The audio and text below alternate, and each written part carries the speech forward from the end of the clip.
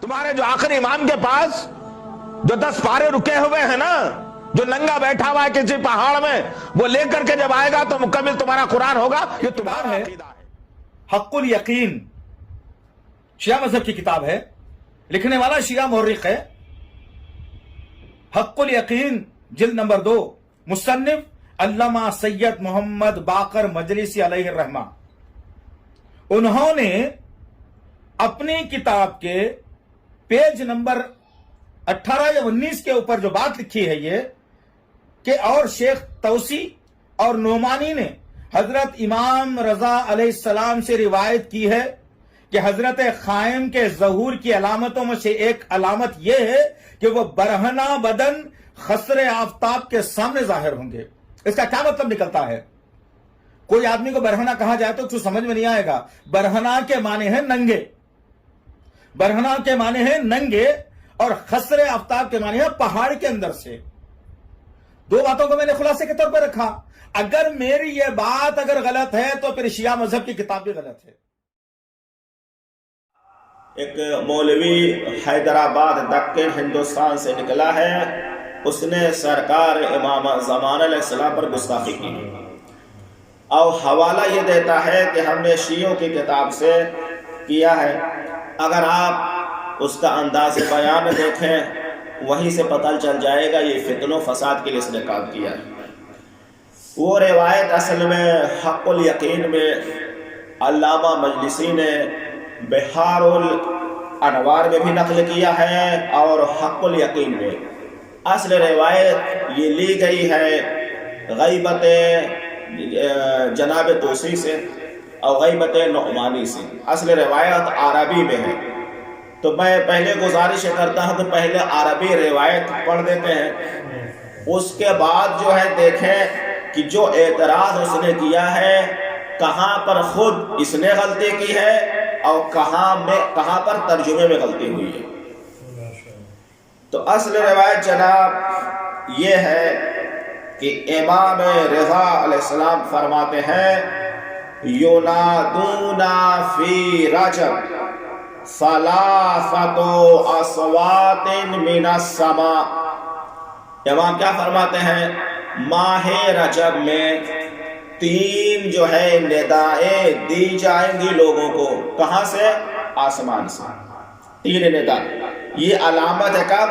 ظہور امام زمان علیہ السلام سے پہلے. جو علامت ہے کیا؟ 3 ندائیں دی جائیں گی لوگوں کو. کہاں سے؟ آسمان سے. پہلی ندا جناب کیا ہوگی؟ صوتاً منہا الا لعنت اللہ علی القوم الظالمین. خبردار، خدا کی لعنت ہوگی قوم ظالمین پر، گروہ ظالمین پر. حکمت سمجھ میں آتی ہے تو سلسلہ پہلے ہی سے ہے. تو اس وقت ندا دینے کا مطلب کیا ہے؟ ندا دینے کا مطلب ہے عدل الہی کا ظہور ہونے والا ہے اور ظلم شیطنت کا خاتمہ ہونے والا ہے. اس کا مطلب یہ ہے پہلی آواز، پہلی ندا، یہ ظہور سے پہلے کی علامت ہے. دوسری جناب وَالصَّوْتُ الثَّانِي آصِفَةِ الْآصَفَةِ، یہ سورہ نجم کی بھی آیا ہے. یا معاشر المومنین، اے گروہ مومنین، مومنین سے خطاب ہے، اے جماعت مومنین، جو گھڑی آنے والی تھی اس کا وقت قریب ہو گیا.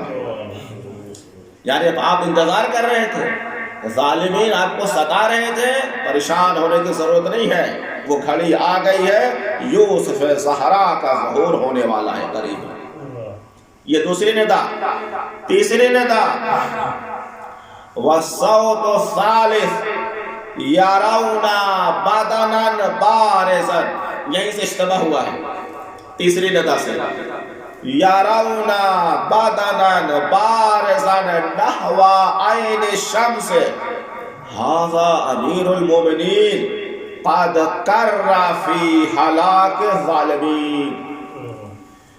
تیسری ندا آئے گی کہ دیکھو ذرا سے سورج میں، دائرہ شمس میں، دائرہ آفتاب میں ایک جسم ظاہر ہوگا، لوگ دیکھیں گے، آواز آئے گی یہ امیر المومنین علی ابن ابی طالب علیہ السلام ہے جو پلٹ آئے ہیں ظالموں کو ہلاک کرنے کے لیے۔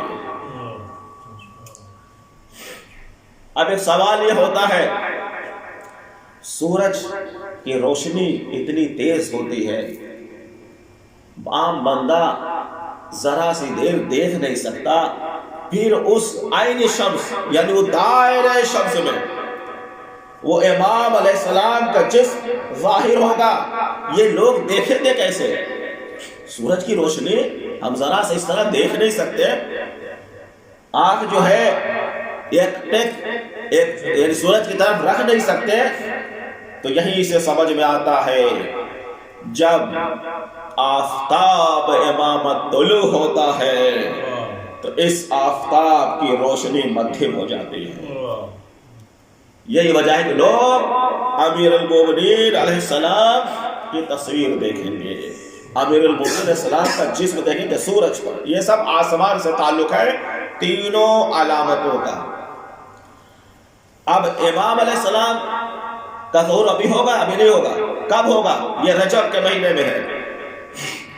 وَوَرَدَ فِي حَدِيثٍ آخَرٍ أَنَّ جِبْرَائِيلَ يُنَادِي فِي لَيْلَةِ الثَّالِثِ وَالْعِشْرِينَ مِنْ شَهْرِ رمضان، شب قدر ماہ رمضان کی 23ویں شب میں جناب جبرائیل ندا دیں گے۔ ہاں کیا ینادی نداء مفعول مطلق ہے، ایسی آواز ہوگی یسمعہ جمیع الخلائق، تمام مخلوقات خدا تک جناب جبرائیل کی آواز آئے گی۔ کیا فرمائیں گے جناب جبرائیل؟ ان الحق مع علی وشیعتہ، بے شک حق علی ابن ابی طالب کے ساتھ ہے اور آپ کے شیعوں کے ساتھ ہے۔ جیسے ہی جناب جبرائیل کے شب قدر میں یہ آواز یہ ندا گونجے گی، تمام مخلوقات خدا سنیں گے، پھر وہیں سے شیطانی طاقت ابلیس کی بھی ایک ندا آئے گی۔ ابلیس کی ندا کا وقت کیا ہے؟ 23 کے دن یناد ابلیس فی آخر نہار، 23ویں ماہ رمضان کے آخر جو ہے دن میں اس کی آواز آئے گی۔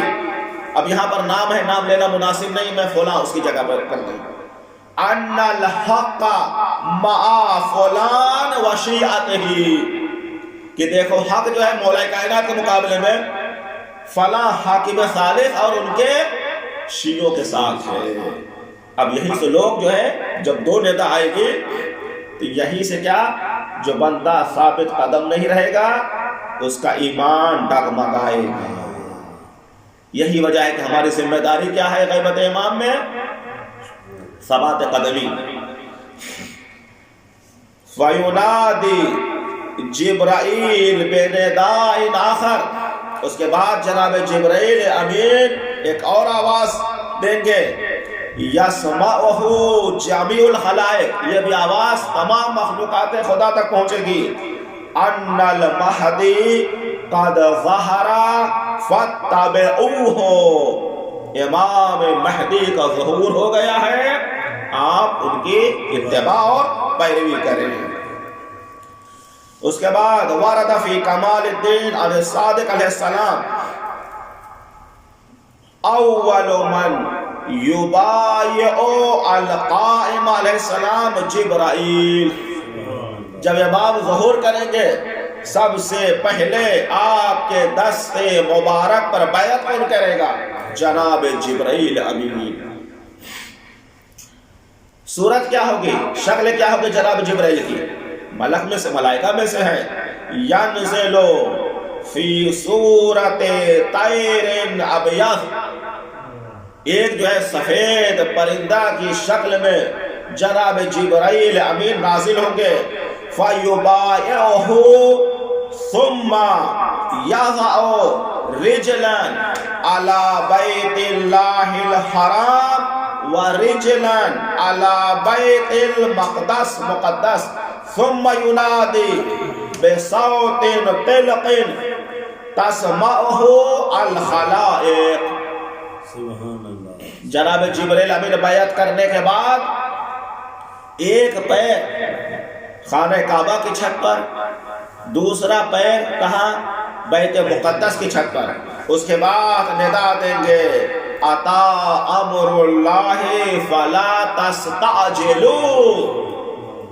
جس حکم کا وعدہ کیا گیا تھا وہ آ گیا ہے، اب اس میں جلدی نہ کریں.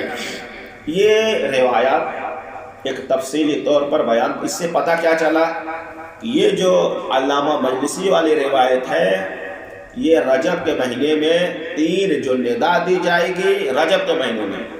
امام کا ظہور کب ہوگا؟ ماہ رمضان میں، شب قدر میں، وہاں ندا آئے گی، اس کے بعد ظہور ہوگا. اب یہ مولوی شکیل احمد حیدرآباد دکن سے آیا ہے. اس نے حق الیقین جلد نمبر 2 اردو ترجمہ صفحہ نمبر 18 سے آخری صدر سے شروع ہوتی ہے اور 19 تک. اس یارون بدنا بارزا کا ترجمہ کیا ہوا ہے کہ ان حضرت براہنا ظاہر ہوں گے. یہاں ان حضرت سے کوئی تعلق نہیں ہے. یہ جو ہے امیر المومنین علیہ السلام کی ذات مراد ہے. اور بدنا بارزا، براز کا معنی کیا ہے کہ خفا کے بعد ظاہر ہونا. کہ جیسا جناب علی اکبر کو جو امام حسین علیہ السلام نے میدان کربلا میں بھیجا، کیا فرمایا؟ قد برز الیہم غلام اشبہ الناس خلقا وخلقا ومنطقا برسول اللہ. اے خدا گواہ رہنا، آج میرا لخت جگر علی اکبر میدان میں بارزا، یعنی میدان میں ظاہر نہیں تھے، اب جو ہے ظاہر ہوئے ہیں، یہ معنی ہے. تو پھر حق الیقین میں یہ ترجمے میں غلطی کہاں سے آئی؟ اصل فارسی میں جو اس کا ترجمہ ہوا ہے روایت عربی کی ہے، انہوں نے جا براہنا کیا ہے. اور جس بندے نے اردو ترجمہ فارسی سے کیا ہے ان حضرت برہنہ کر دیا ہے. اس دشمن خدا ناسمی کو موقع مل گیا، اس نے آ کے جو ہے کہا کہ ان کا امام جو ہے برہنہ کسی پہاڑ میں ہے اور وہ نکلے گا. تو پہلی بات یہ ہے کہ شیعوں کا عقیدہ یہ ہے کہ کتاب خدا کے بعد ہر کتاب میں تأمل غور کیا جائے گا. ہمارے ہاں صحیح کوئی کتاب نہیں ہے، صرف کتاب خدا ہے. باقی چاہے جو بھی کتاب ہو اس میں چھان بین کرنے کے بعد کیا صحیح ہے، کیا جو ہے سقیم ہے، پھر اس کے بعد ہم نکالتے ہیں. تو سب سے پہلی بات ترجمہ کرنے والے سے غلطی ہو سکتی ہے. آپ اصل مصدر دیکھیں. آپ اتنا بڑا شبہ اشتعال ٹی وی پر بیٹھ کر رہے ہیں ایک پوری قوم کے لیے، اور آپ کو یہ پتہ نہیں کم سے کم اس کا عربی متن دیکھ لیتے. غلطی ہو جاتی ہے. ہم نے بتا دیا کہ منشا کہاں سے ہے، فارسی سے، اردو اور عربی میں اصلاً یہ انس سے روایت ہے. یاراؤن کون لوگ کیا دیکھیں گے؟ بادنن بارزن، کہاں پہ؟ آفتاب پر امیر المومنین علیہ السلام نظر آئیں گے. ندا دی جائے گی کہ امیر المومنین علیہ السلام پلٹ آئیں دنیا میں ظالموں کو ہلاک کرنے کے لیے. امام زمانہ یہ علامت ہے. آپ کی خدمت میں روایت بیان کی امام کا ظہور ماہ رمضان میں ہوگا. یہ ندا ماہ رجب کی ہے. ٹھیک ہے. اب جو بندہ مخلص نہیں ہوتا، جیسے چور بندہ کہیں چوری کرتا ہے تو کچھ نہ کچھ اپنی علامت چھوڑ جاتا ہے، ایجنسیاں پولیس والے آ کے پکڑ لیتے ہیں. اسی طرح یہ بندہ ہے. وہاں اردو میں جو ترجمہ ہوا قرص آفتاب پر ان حضرت برہنہ نظر آئیں گے، یہ ہے.